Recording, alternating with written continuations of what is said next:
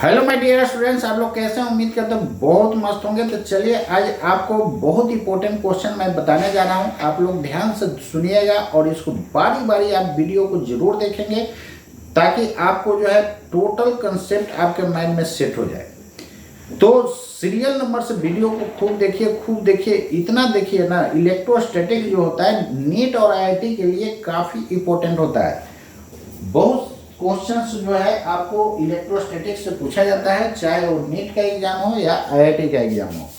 तो इसलिए दोस्तों आप इसको हर हाल में रेडी कर लीजिएगा। 12th के लिए मैं आपको सिंगल टिक, डबल टिक, ट्रिपल टिक का कोडिंग कर चुका हूँ। जितना मैं मारे हैं इलेक्ट्रोस्टैट से आएगा क्वेश्चन तो वही क्वेश्चन आएगा।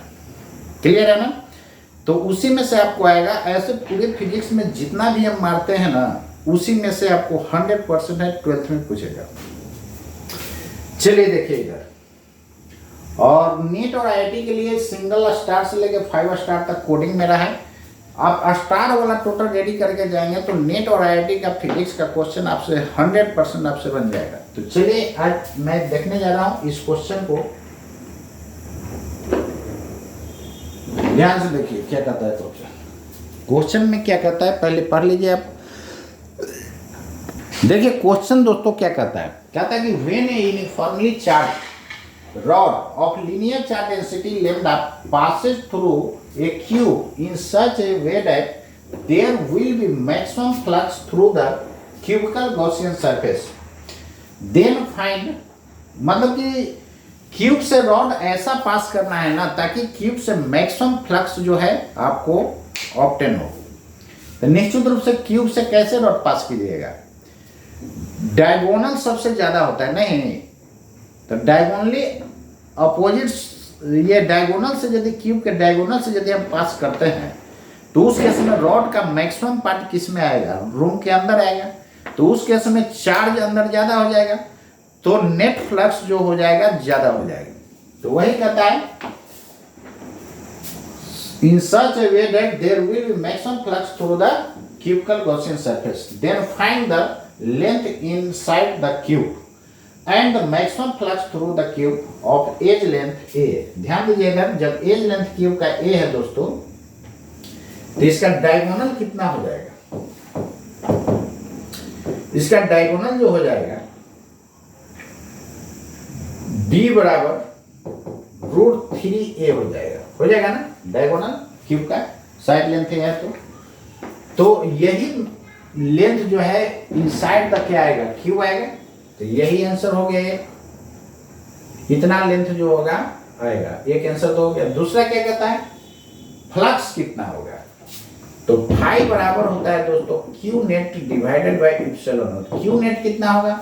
लेमडा लीनियर चार्ज डेंसिटी है तो यूनिट लेंथ पर दोस्तों लेमडा चार्ज है तो इतना लेंथ पर कितना चार्ज हो जाएगा? लेमडा इंटू कितना लिखेंगे? √3a divided by epsilon not. ये रहा आपका आंसर।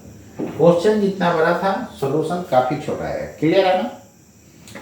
यदि लेमडा के जगह, इसी क्वेश्चन में ध्यान दीजिए, तो यदि लेमडा के जगह 3 λ/2 देता था तब फिर ये लेमडा की जगह पुट कर देता केवल 3 λ/2। क्लियर है? नेक्स्ट देखिए, ये क्वेश्चन समझ गए आप। ये आपका मैक्सिमम फ्लक्स उससे हो गया क्यूब से, और इनसाइड द क्यूब कितना रॉड का लेंथ आएगा? √3a के बराबर आएगा। क्लियर है? तो ये दोनों आंसर आपका हो गया। अब नेक्स्ट देखिए, ये काफी इंपॉर्टेंट क्वेश्चन है, पूछा जाता है इसलिए ध्यान रखना है। नेक्स्ट देखिए क्या कहता है क्वेश्चन। सेकंड क्वेश्चन देखिए, कहता है कि when A charge plus 3q, when A charge plus 3q, when a charge plus 3q is kept at the corner of a cube, then find flux through each face and also find net electric flux through the cube। तो each face से flux क्या होगा दोस्तों और net flux क्या होगा, इसी को आपको बताना है। तो ये बहुत इंटरेस्टिंग क्वेश्चन है और इंपॉर्टेंट भी है, इसलिए ध्यान रखना है इसको। नीट और आईआईटी में जितना सिंगल स्टार से 5 स्टार मेरा कोडिंग रहता है, जितना में स्टार मारेंगे ना सिंगल स्टार से लेकर के कहां तक, 5 स्टार तक। इसी के अंदर आपको 100% क्वेश्चन जो है सिमिलर टाइप का पूछा जाएगा। इसलिए नीट और आईआईटी के लिए भी टेंशन नहीं लेना है, 12th का भी टेंशन नहीं लेना है। तो जो भी चैप्टर मैं पढ़ा रहा हूँ मोर डिटेल आपको पढ़ा रहा हूँ, और आप लोग जितने ज़्यादा सब्सक्राइब करवाइएगा ना उतना ही होल फिजिक्स आपको पढ़ाना शुरू कर देंगे। तो कोई भी टॉपिक एक बार मुझसे फिजिक्स पढ़ लीजिएगा, जिंदगी में आपको कभी फिजिक्स कहीं पढ़ने का जरूरत नहीं है, कहीं नहीं पढ़ने का जरूरत है। कहीं पढ़ते भी हैं तो आपका पैसा बर्बाद हो जाएगा। और आपसे मैं 1 रुपया नहीं ले रहा हूँ, और खूब शेयर कीजिए वीडियो को। चलिए देखिए आगे। Find flux through each face. आप लोग को फिजिक्स का पढ़ाई मिलता है तो लगता है कि थोड़ा सा खट्टा लगता है। ऐसे कीजिएगा ना तो फिर हम फीस बांधना शुरू कर देंगे, फिर आपको फीस देना होगा। इसलिए सबको अभी निःशुल्क पढ़ा रहा हूँ, सबको शेयर कीजिए। इसमें ध्यान दीजिए, इधर बहुत अच्छा क्वेश्चन है। कॉर्नर पर 3 क्यूब रखा गया है, तो क्यूब के अंदर कितना आएगा सही बताइए आप लोग। तो चार्ज इनसाइड द क्यूब जो आ जाएगा, चार्ज इनसाइड द क्यूब कितना पार्ट में डिवाइड होता है, 8 पार्ट में डिवाइड हो जाता है। मतलब 3 क्यूब डिवाइडेड बाय 8, इतना चार्ज आपका क्यूब के अंदर आएगा। यही नेट चार्ज का काम करेगा। तो फ्लक्स कितना हो जाएगा दोस्तों, तो नेट फ्लक्स जो हो जाएगा फाई बराबर Q net divided by epsilon. Q net है 3 Q by 8 divided by epsilon not, मतलब फाई नेट हो जाएगा आपका 3 क्यू बाई 8 इप्सिलॉन नॉट। ये रहा आपका answer. This is the net flux through the cube. Net flux through the cube, तो cube से नेट फ्लक्स ये होगा। अब आपको कहता है कि ईच फेस से कितना फ्लक्स होगा, उसी को मैं आगे निकालने जा रहा हूं। सिंपल समझिए, इसको समझने के लिए आपको रूम का हेल्प लेना होगा दोस्तों। जैसे यही रूम है, मान लेते हैं कि उस कॉर्नर पर मैंने रखा, क्लियर है, तो वहां से लाइन्स ऑफ फोर्स ऐसे आएगा ना, और जो ऊपर वाला सरफेस से जाएगा वो सटा हुआ इस तरह जाएगा कि नहीं, तो उसका एरिया वेक्टर का डायरेक्शन देखिए, ऊपर हो जाएगा तो 90 एंगल बना देगा, यानी ऊपर वाला फेस से फ्लक्स क्या हो जाएगा, 0। इससे भी देखिएगा तो ऐसे एकदम पास करेगा, लेकिन इसका एरिया वेक्टर का डायरेक्शन आउटवर्ड परपेंडिकुलर उधर की तरफ होगा, और ये ऐसे आ रहा है, यहाँ भी 90 बना है। यानी उस कॉर्नर को जो फेस टच करेगा दोस्तों, उससे नेट फ्लक्स क्या हो जाएगा, 0 हो जाएगा। तो उस कॉर्नर से 3 ही फेस ना टच करेगा, इस क्यूब का 3 ही फेस टच करेगा, तो उससे फ्लक्स 0 हो गया। अब बाकी 3 फेस टच नहीं करेगा तो उससे फ्लक्स क्या होगा, इक्वली होगा नहीं, मतलब कि 3 फेस से 0 और 3 फेस से इक्वल अमाउंट होगा, तो टोटल फ्लक्स इतना है दोस्तों। तो फर्दर यदि हम 3 से भाग इसको दे दे तो ईच फेस से इधर निकल जाएगा, बाकी 3 से तो 0 हो जाएगा। चलिए देखिए इधर, यानी electric flux through all faces intersecting passing through corner कर दीजिए तो ज्यादा अच्छा रहेगा। Passing through corner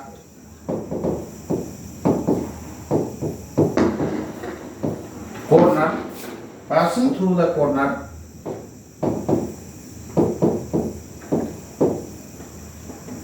will be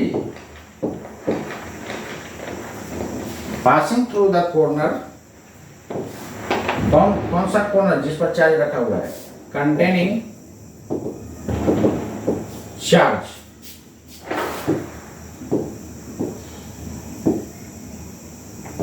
will be equal to 0।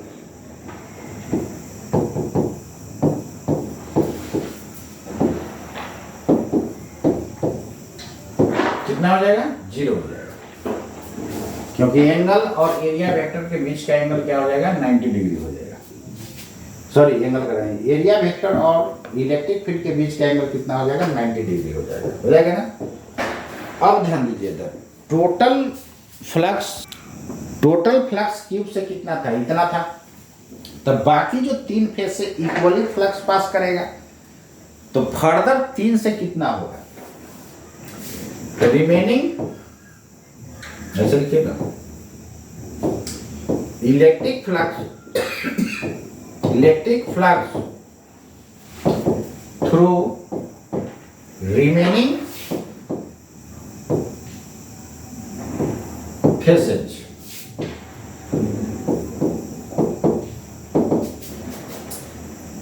Five by 3 हो जाएगा। फाइव कितना था, 3Q by 8 epsilon not, 3Q by 8 epsilon not है, इसमें 3 से डिवाइड हो जाएगा, नहीं 3Q by 8 epsilon not divided by 3, तो 3 कैंसल, तो Q बाई 8 एप्सिलॉन नॉट, यही आंसर हो जाएगा। यानी रिमेनिंग 3 फेज से कितना हो जाएगा, इतना हो जाएगा। क्लियर है? उम्मीद करते हैं ये दोस्तों समझ में आया होगा आपको, तो ये आपको समझ में आ गया होगा। रिमेनिंग 3 फेज से कितना हो जाएगा, Q बाई 3। क्लियर है? और ध्यान दीजिएगा, इसी क्वेश्चन में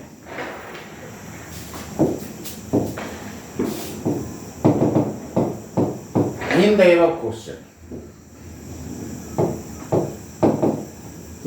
above question,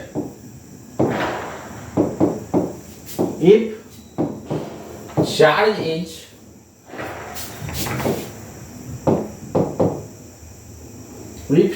is kept at if charge Q is kept at one corner, then solve above question. above तो लिख दिए, then solve this question. In the above question, if charge plus Q is kept at one corner, then solve above question. तो ये question को solve कीजिए, कब, जब charge Q रखेंगे तब।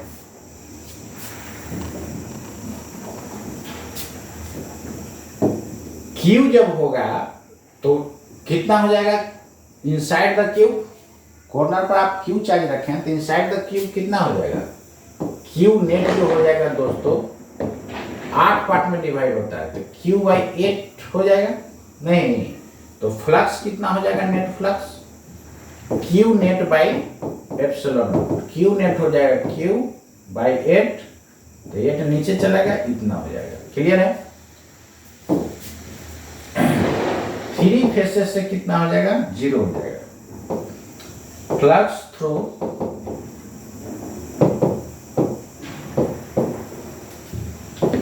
Three faces passing through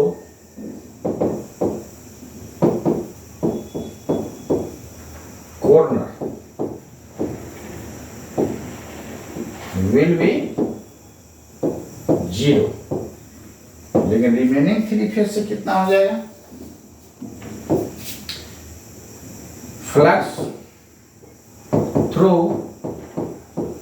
remaining faces, जैसे ऊपर वाला बना है, रिमेनिंग फेसेज, बोलिए तीनों रेस्ट जो फेस बचेगा उसे इक्वली जाएगा, तो 5/3 हो जाएगा। 5 की जगह कितना है दोस्तों, Q by 8 epsilon not by 3, मतलब Q बाई 24 एप्सिलॉन नॉट, ये रहा आंसर। रिमेनिंग 3 फेस से कितना हो जाएगा, कितना हो जाएगा, तो flux through remaining 3 faces, flux through each of, यहाँ थोड़ा सा कर दीजिएगा, जोड़ दीजिएगा, ईच ऑफ रिमेनिंग 3 फेसेज, मतलब प्रत्येक से इतना। क्लियर है ना? ऊपर में भी ईच ऑफ जोड़ दीजिए, electric flux through each of remaining faces 5/3। Clear है ना? तो इसको ध्यान रखना है, बहुत इंटरेस्टिंग है। और तीनों से 3 फेस जो कॉर्नर से पास कर रहा है उससे तो 0 हो गया, बाकी 3 फेस जो अवे फ्रॉम कॉर्नर होगा उसे इक्वली पास करेगा। तो टोटल फ्लक्स 5 है, तो एक फेस से कितना 3 से भाग दीजिएगा कि नहीं? भाग दे देंगे। क्लियर है? समझ में आ गया होगा? तो इसलिए इसको माइंड में रखना है। ठीक है, ये काफी इंपॉर्टेंट क्वेश्चन है, ये पहले तो आ भी चुका है एग्जाम में, इसलिए स्टार्ट तो मारा हुआ है। नेक्स्ट देखिए, ऐसा क्वेश्चन है, ये बहुत इंटरेस्टिंग क्वेश्चन है। चलिए देखिए, ये भी क्वेश्चन आया हुआ है, यहां पर ध्यान दीजिए कैसे इसको सोल्व कीजिएगा। कहता है कि find the net flux through face 1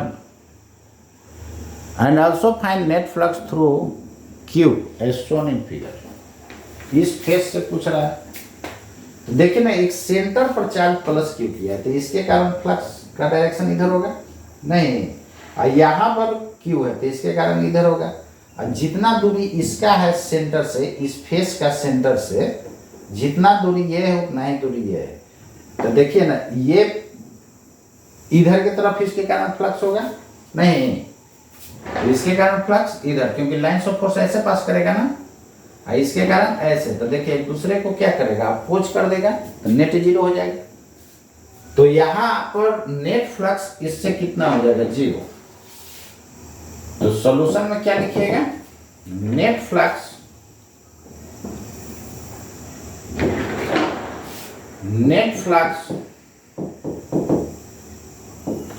through face 1 कितना हो जाएगा दोस्तों?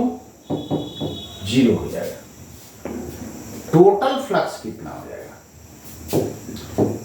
तो टोटल फ्लक्स जो होता है, गॉसियन थ्योरम क्या किसके लिए वैलिड होता है? क्लोज गॉसियन सरफेस के लिए। तो ये तो क्लोज गॉसियन सरफेस ऑलरेडी है, तो क्लोज गॉसियन सरफेस जितना चार्ज इनक्लोज करेगा उसमें एप्सिलॉन नॉट से भाग दे देंगे, वही ना हो जाता है Gaussian theorem, net charge divided by epsilon not.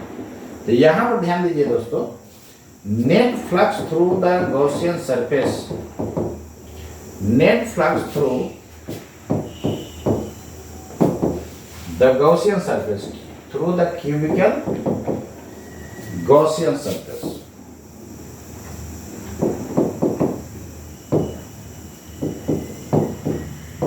Close है, तो कितना हो जाएगा? विल बी फाई बराबर Q net by epsilon not. Net charge कितना है? Q by epsilon not. बाहर वाले चार्ज से कोई मतलब नहीं होता है। तो नेट फ्लक्स क्यूब से कितना हो जाएगा? क्यू बाई एप्सिलॉन नॉट, और 1 फेस से कितना हो जाएगा? 0 हो जाएगा। क्लियर है ना? अब ध्यान दीजिए दोस्तों, इसी क्वेश्चन में यदि आप प्लस चार्ज की जगह माइनस क्यू हो जाए तब क्या होगा? जब प्लस की जगह माइनस होगा तब माइनस के कारण यहाँ पर इलेक्ट्रिक फील्ड का डायरेक्शन किधर? इधर। यूनिट पॉजिटिव चार्ज रखते हैं, तो यूनिट पॉजिटिव चार्ज पर ये क्या करेगा? अट्रैक्ट इधर, और ये रिपेल करेगा, तो इसके कारण भी इधर नहीं। तो इस फेस से फ्लक्स क्या हो जाएगा? बाकी फेस जो है उससे क्या हो जाएगा? डबल हो जाएगा। बाकी फेस से क्या हो जाएगा? डबल हो जाएगा ना?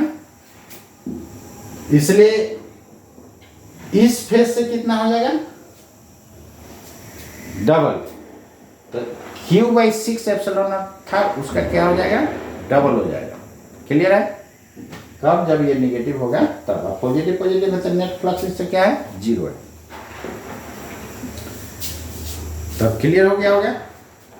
तो इसको आप याद रखिएगा, ऐसा क्वेश्चन आपको पूछता है। ठीक है दोस्तों? चलिए, ये सेंटर था क्यूब का, जितना डिस्टेंस ये है उतना डिस्टेंस ये। तो यहाँ पॉजिटिव चार्ज, यहाँ पॉजिटिव चार्ज, यहाँ पर फेस पर देखिएगा तो इसके कारण इलेक्ट्रिक फील्ड इधर, इसके कारण इधर नहीं, तो नेट फ्लक्स इससे क्या हो जाएगा, जीरो होगा। इसके कारण फ्लक्स का डायरेक्शन इधर है, इसके कारण फ्लक्स का डायरेक्शन इधर, नेट क्या हो जाएगा, जीरो। इसलिए मैं बोला था कि इलेक्ट्रिक फ्लक्स का क्या होता है, डायरेक्शन होता है। इलेक्ट्रिक फ्लक्स का क्या होता है, डायरेक्शन होता है। इसलिए मिनिमम वैल्यू जीरो आया था, मैक्सिमम वैल्यू क्या आया था, ई कॉस थीटा लिखते हैं ना, तो कॉस 0 1 और cos 180 -1, तो माइनस ये भी मैक्सिमम दे रहा है, प्लस ये भी मैक्सिमम दे रहा है, लेकिन दोनों का डायरेक्शन फ्लक्स का क्या है दोस्तों, अपोजिट होता है। क्लियर है? तो फ्लक्स स्केलर क्वांटिटी होते हुए भी इसके पास क्या है, डायरेक्शन है। क्लियर है? चलिए, तो उम्मीद करते हैं आपको ये क्वेश्चन समझ में आया होगा, खूब मजा भी आया होगा। तो वीडियो को जितना हो शेयर कीजिए, बहुत मजा आएगा। और जितने आप शेयर करेंगे ना, उतने हम टोटल टॉपिक पढ़ाना शुरू कर दूंगा, यानी होल फिजिक्स। और जो मैं पढ़ा दूंगा ना, आप कहीं से कॉपी मिलाइए। जैसे मैं इलेक्ट्रोस्टैट कोई भी चैप्टर पढ़ाऊंगा, बहुत डिटेल पढ़ाऊंगा, और जितना मैं पढ़ा दूंगा ना, उससे बाहर ना तो आईआईटी क्वेश्चन पूछता है, ना तो नीट पूछेगा, ना आपका 12th बोर्ड में पूछेगा। इसलिए आप उसको हर हाल में आप रेडी कर दीजिए। बहुत आपको आसान तरीका से मैं पढ़ा रहा हूँ। और फिजिक्स बहुत लोगों को जो है बहुत टफ लगता है, ये टफ कुछ नहीं है यार, आप लोग टफ इसको बना देते हैं। इंटरेस्ट लेके पढ़िए, बहुत मजा आएगा। आज के लिए इतना ही दोस्तों, जय हिंद, जय भारत।